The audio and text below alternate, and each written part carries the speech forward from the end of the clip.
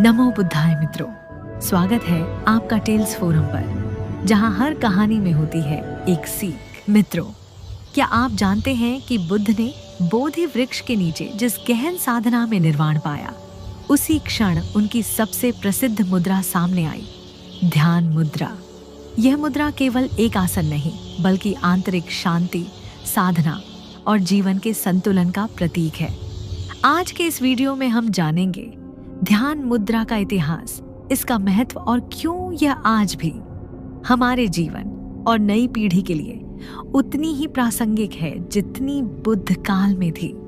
नमस्कार। आज हम एक बहुत ही जानी पहचानी, शायद बौद्ध धर्म की सबसे पहचानी जाने वाली छवि पर थोड़ी गहराई से बात करने वाले हैं, ध्यान मुद्रा। अक्सर बुद्ध की प्रतिमाओं में हम देखते हैं वो शांत, ध्यानमग्न अवस्था। पर क्या ये सिर्फ हाथों को रखने का एक खास तरीका है, या फिर इसके पीछे कोई बहुत गहरा अर्थ भी छिपा है? हमारे पास ध्यान मुद्रा, शांति और ज्ञान का मार्ग नाम के दस्तावेज से कुछ दिलचस्प बातें हैं, और आज हम कोशिश करेंगे कि इन दस्तावेजों के जरिए इस मुद्रा के इतिहास को समझे, इसकी कहानी क्या है, इसका असल मतलब क्या है, और हाँ, आज के समय में खासकर जो नई पीढ़ी है उसके लिए इसकी क्या अहमियत है, ये भी जानने की कोशिश करेंगे। तो चलिए खोलते हैं इस विषय को। ये सिर्फ हाथों की एक पोजीशन नहीं है, यकीन मानिए, ये एकाग्रता, संतुलन और वो जो अंदर की शांति होती है ना, उस पूरी यात्रा का प्रतीक है। तो सबसे पहले ये मुद्रा आई कहाँ से, इसकी जड़ें कहाँ हैं? जो जानकारी हमारे पास है वो इशारा करती है कि इसका कनेक्शन सीधा बुद्ध के समय से है, मतलब लगभग 6वीं से 5वीं शताब्दी ईसा पूर्व। और खास तौर पे ये उस घटना से जुड़ा है जब वो बोधि वृक्ष के नीचे ज्ञान पाने के लिए गहरे ध्यान में बैठे थे। ऐसा नहीं कि अचानक से बन गई कोई मुद्रा, उनकी साधना का एक हिस्सा थी है। हाँ, ये बात बिल्कुल सही है। और इसकी जड़ें ना काफी पुरानी और फैली हुई हैं। आपको प्राचीन भारतीय योग परंपरा में भी इसके सूत्र मिलेंगे, और बौद्ध साधना पद्धतियों में तो खैर हैं ही। और दिलचस्प बात यह है कि कला में, मतलब मूर्तियों वगैरह में, ये हमें पहली दूसरी शताब्दी ईस्वी की जो गांधार और मथुरा कला शैलियाँ थीं, उनमें साफ साफ दिखने लगती है। इससे पता चलता है कि ये सिर्फ एक आध्यात्मिक विचार ही नहीं रहा, बल्कि लोगों की आस्था का, उनकी कला का भी हिस्सा बन गया। और दस्तावेज इस बात पर भी जोर देते हैं कि इसे बनाने का तरीका, मतलब वो जो पोस्चर है, वो अपने आप में कितना महत्वपूर्ण है। आमतौर पर इसे पद्मासन में किया जाता है, कमल वाली मुद्रा में बैठकर। दोनों हाथों को गोद में रखते हैं, दाहिना हाथ बाएं हाथ के ऊपर, हथेलियां ऊपर की तरफ खुली हुई, और सबसे खास बात, दोनों अंगूठे बिल्कुल हल्के से एक दूसरे को छूते हैं, एक सर्कल, एक वृत्त सा बनाते हुए। सुनने में तो ये बड़ा सरल सा लगता है, दाहिना हाथ बाएं पर अंगूठे जुड़े हुए, पर ये जो वृत्त बनता है इसका कोई खास मतलब है क्या? हाँ, बिल्कुल है। ये जो वृत्त है ना, इसके कई मतलब निकाले जाते हैं।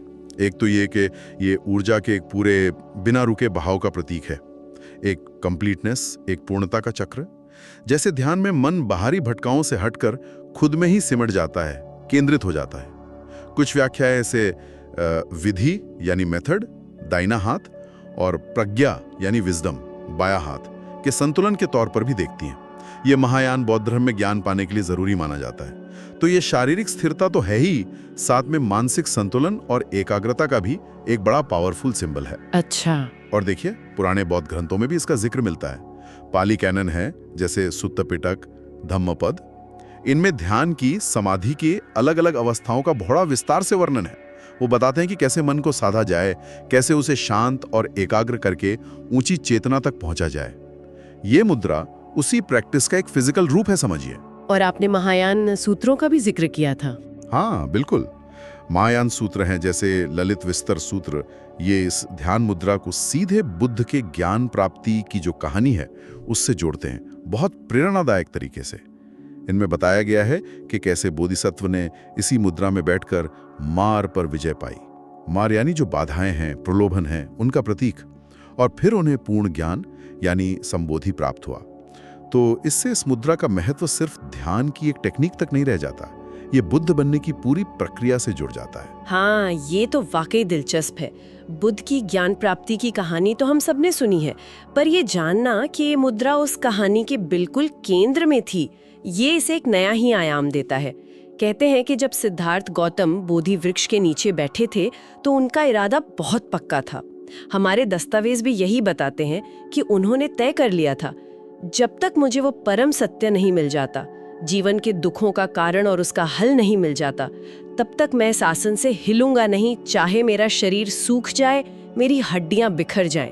मतलब ये सिर्फ बैठना नहीं था, ये एक जबरदस्त मानसिक संकल्प था। बिल्कुल, यही दृढ़ संकल्प इस मुद्रा के पीछे की असली ताकत है। आप सोचिए जरा, वो अंदर का संघर्ष, सालों की तपस्या के बाद भी जब सच हाथ नहीं आ रहा था, तब इस आखिरी कोशिश में उन्होंने अपनी सारी चेतना, अपना पूरा ध्यान एक बिंदु पर लगा दिया। कहते हैं कि इसी गहरे, स्थिर, बिल्कुल अविचल ध्यान की अवस्था में जब बाहरी दुनिया और अंदर के भटकाव दोनों से वो परे चले गए, तब उन्हें निर्वाण का अनुभव हुआ। तो इसीलिए ये ध्यान मुद्रा सिर्फ किसी पुरानी घटना की याद नहीं है, ये बुद्ध के जीवन के उस सबसे अहम, सबसे निर्णायक पल का प्रतीक है। आत्मज्ञान की वो पराकाष्ठा, इंसान की चेतना कहां तक पहुंच सकती है, उस संभावना की प्राप्ति का क्षण है ये उस अंदर की यात्रा, उस संकल्प और आखिर में मिली जीत की कहानी कहती है। ये दिखाती है कि सबसे बड़ी लड़ाई बाहर नहीं, अपने अंदर ही लड़ी और जीती जाती है। तो ये सिर्फ स्थिरता नहीं, बल्कि एक तरह की आंतरिक जीत का प्रतीक है। अच्छा, अब इसके अर्थ और उद्देश्य पर थोड़ी और बात करते हैं। अगर कोई इस मुद्रा में बैठता है तो उसका लक्ष्य क्या होना चाहिए? दस्तावेज क्या कहते हैं इस बारे में? हाँ, यहाँ एक और दिलचस्प पहलू सामने आता है।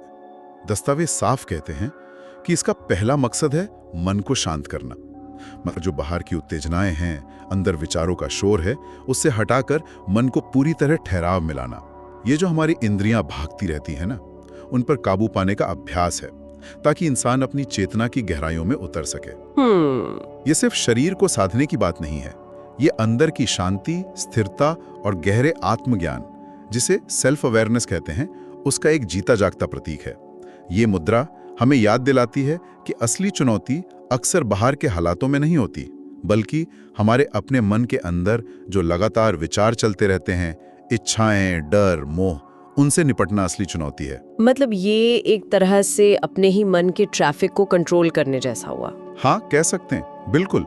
ये मन को शांत करने, विचारों के आने जाने को बस देखने और उनसे प्रभावित हुए बिना रहने का अभ्यास है। और इसी गहरे दार्शनिक और मनोवैज्ञानिक महत्व की वजह से बौद्ध कला में, साधना परंपराओं में इसे सबसे ज्यादा सम्मान दिया गया है, सबसे ज्यादा ध्यान केंद्रित करने वाली मुद्राओं में गिना गया है। ये साधक को प्रेरित करती है कि वो बाहरी दुनिया से ध्यान हटाए और अपनी अंदर की दुनिया में झांके, वहां स्थिरता और स्पष्टता खोजे। ये आत्मनिरीक्षण और खुद को बेहतर बनाने का रास्ता खोलती है। ये सब सुनने में बहुत गहरा लगता है, लेकिन एक सवाल मन में आता है कि इसका मतलब उन लोगों के लिए क्या है जो शायद नियमित रूप से बौद्ध धर्म को फॉलो नहीं करते, या जिन्हें बहुत गहरी साधना में रुचि नहीं है। क्या ये मुद्रा आज के आम इंसान के जीवन में भी कोई मायने रखती है, या ये सिर्फ साधकों और भिक्षुओं के लिए ही है? जानकारी के हिसाब से इसका जवाब है बिल्कुल नहीं। ये मुद्रा सिर्फ एक्सपर्ट्स या समर्पित साधकों के लिए नहीं है।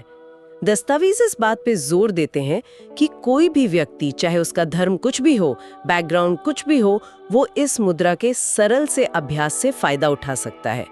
सोचिए, दिन भर की भागदौड़ के बाद बस 5-10 मिनट के लिए शांति से इस मुद्रा में बैठना और सिर्फ अपनी सांस पर ध्यान देना। सांस आ रही है, जा रही है। दस्तावेज बताते हैं कि इतने सिंपल अभ्यास से भी जो दिमागी तनाव है, स्ट्रेस, उसमें कमी आ सकती है, मन ज्यादा शांत, ज्यादा फोकस्ड महसूस कर सकता है, और जो रोज के काम हैं उनमें एकाग्रता कंसंट्रेशन बढ़ सकता है। ये एक बहुत ही एक्सेसिबल, आसान तकनीक है जिसे कोई भी अपना सकता है। और अगर हम इसे आज के बड़े सामाजिक और तकनीकी माहौल से जोड़कर देखें तो इसकी अहमियत और भी बढ़ जाती है। आज की दुनिया कैसी है? बहुत तेज रफ्तार, लगातार सूचनाओं की बमबारी, मल्टीटास्किंग का प्रेशर, और ये जो डिजिटल डिवाइस हैं, इनसे 24 घंटे जुड़े रहने की आदत कहें या मजबूरी। इस लगातार कनेक्टेड और उत्तेजित अवस्था में क्या होता है? हमारा ध्यान भटक जाता है, मन बेचैन रहता है। यहीं पर यह ध्यान मुद्रा एक बहुत शक्तिशाली काउंटर बैलेंसिंग संतुलन का काम कर सकती है। यह हमें मौका देती है कि उस बाहरी शोर से कुछ पल के लिए कटकर अपने अंदर जुड़ें। यह हमें धीमा होना सिखाती है, वर्तमान पल में रहना सिखाती है, जो आज के समय में, सच कहूं तो, एक बहुत दुर्लभ स्किल बनता जा रहा है।